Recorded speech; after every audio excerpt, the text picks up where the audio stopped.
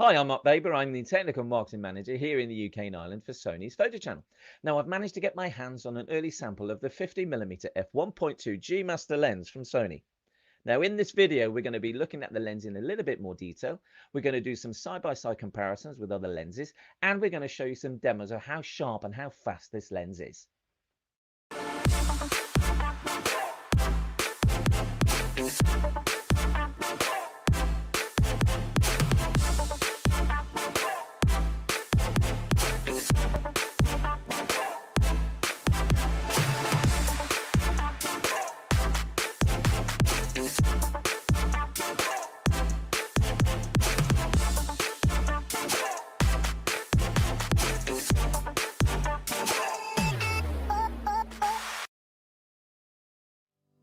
So the FE 50mm F1.2 G Master is now added to the extended range of various native E-mount lenses from Sony. It's actually the 60th E-mount lens of the range. And of course, within the one-mount system, this lens can be used on our APS-C range, our full-frame cameras, and also our cinema line range of cameras as well. So if you look at the f1.2 aperture, it's half a stop faster than, say, an f1.4 G Master. Looking at the same comparison, the effective aperture is approximately 17% bigger and covers a surface area of approximately about 36% bigger. When the aperture is increased from, say, 1.4 to 1.2, it leads to thicker lenses, which can mean that the lens is heavy and slow. Now, with this lens, that is not the compromise. It is fast and handles really well in the hand. When you put the FE 50mm 1.2 G Master and compare it to the FE 50mm f1.4 Zeiss Sony lens, then you're going to see that it's pretty much the same in length at 108mm. It's the same weight at 778 grams. So same length, same weight, but the f1.2 is a half a stop faster. The FE 50mm f1.2 G Master gives advances in optical design. Now, it has excellent corner-to-corner resolution, it suppresses chromatic aberration really well, and it gives excellent close-up performance. So, for example, macro and portrait shots are superbly sharp. Of course, the background is going to be natural looking and beautiful, so it gives you superb bokeh. Now, it uses 3 XA lens elements, and the handling is really professional, it's good control, and it's very reliable. It uses 4 optimized XD linear motors and uses the newly designed compact sized 11 blade aperture unit. Now, the autofocus speed is very fast indeed, and using the XD linear motors, when you're using, say, touch focus, it's able to use this technology to focus really quickly on subjects in the foreground and the background instantly. Now, superb resolution is maintained right down to f1.2, so when you've got this lens fully open, the image is in the center to corner, absolutely pin sharp. It's using the newly designed optics that include the 3 XA or extreme spherical elements. So what that basically means is when you look at an MTF chart from, say, 0 to 20 millimeters over a contrast of, say, 20 to 100%, at the maximum aperture, you find that it doesn't degrade that much at all. Now, when you're using the lens in, say, backlit scenes to get clear images, the Nano AR Coating 2 minimizes any internal reflection so that flare and ghosting doesn't occur. Using 3 XA or extreme aspherical lenses, it minimizes aberrations and gives you that clean bokeh image. The lens is constructed of 10 groups with 14 elements. The newly developed 11 blade circular aperture really enhances the bokeh, the background. The 3XA extreme aspherical elements has 0.01 micron surface engineering, which suppresses the onion ring bokeh as well. So to get that fast, precise, quiet autofocus and tracking, say at extremely shallow depth of field, the lens uses 4 XD linear motors or extreme dynamic. What this does, it provides the high thrust efficiency needed to accurately position the lens's 2 large focus groups. And in this floating focus mechanism, it's controlled by its dedicated drive lens algorithm. Those actuators also contribute to quiet focus drive.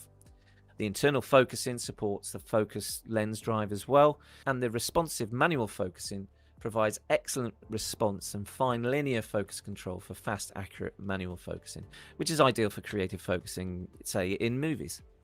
It's really fast, it's accurate, and it's very, very quiet indeed, which with the camera's AF performance, it includes obviously eye tracking as well as real-time tracking in video. So looking at the lens on the outside, we have a focus ring that's going to give you linear response, manual focus, for example. It has a focus hold button, focusing when you press the button, and you can also customize via the body menu.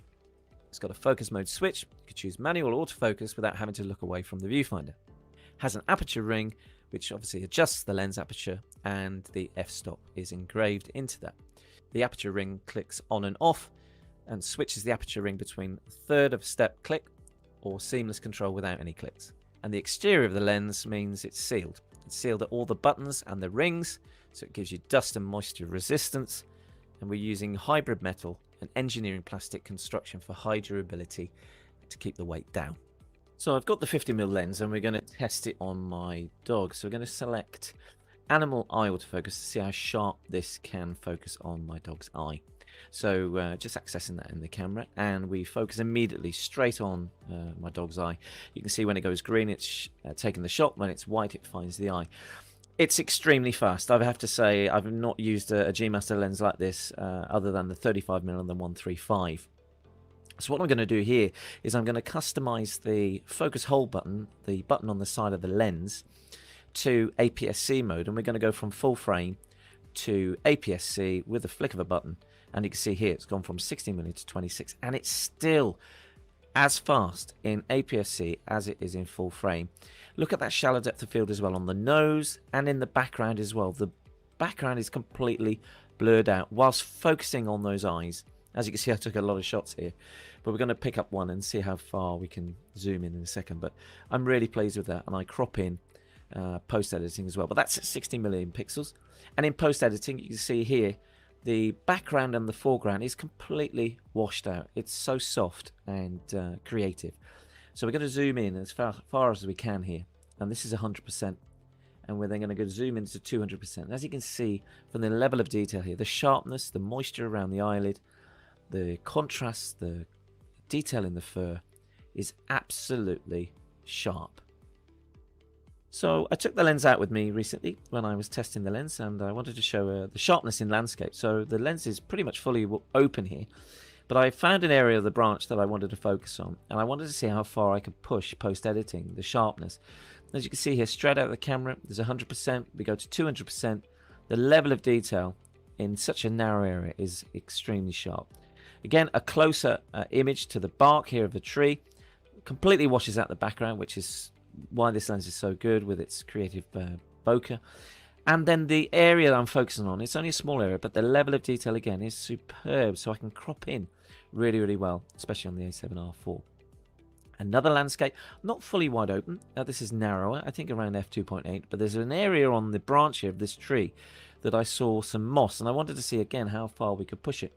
That was 100%, now 200%, and now 300%.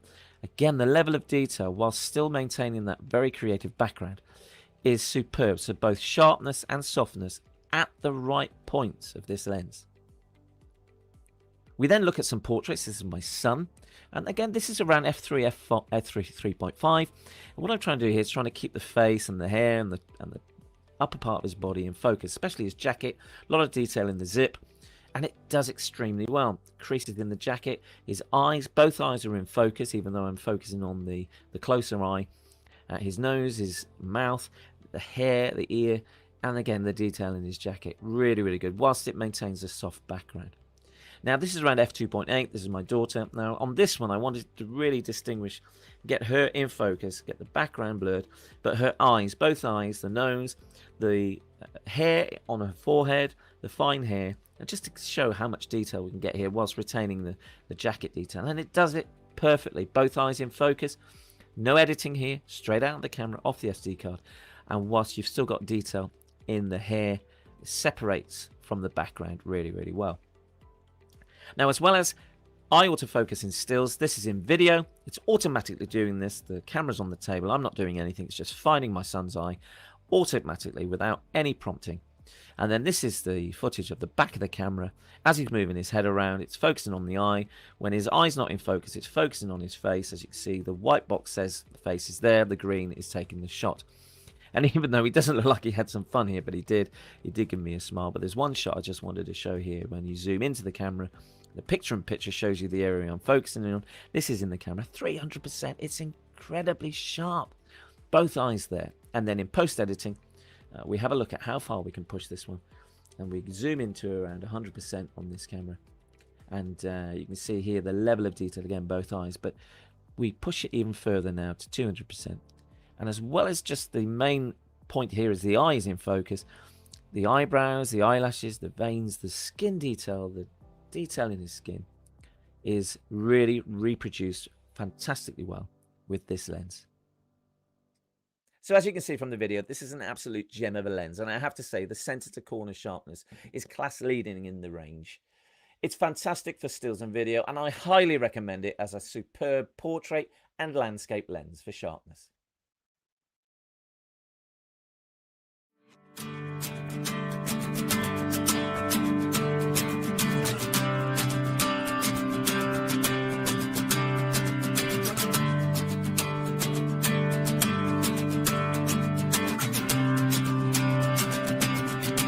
And I've just bought it specifically because it's got £1,000 in April when we've just gone into lockdown. It's adorable. And then at the very end, have a call to action or ask for some opinion. Because I want the light to come just across the light on that face. Maybe if you recommended the approved insurance providers, measures of the same help with the information, gives you a better insight about what's right on colours. We move around to our coffee table books. That also comes with two pair of books, our mementos. These are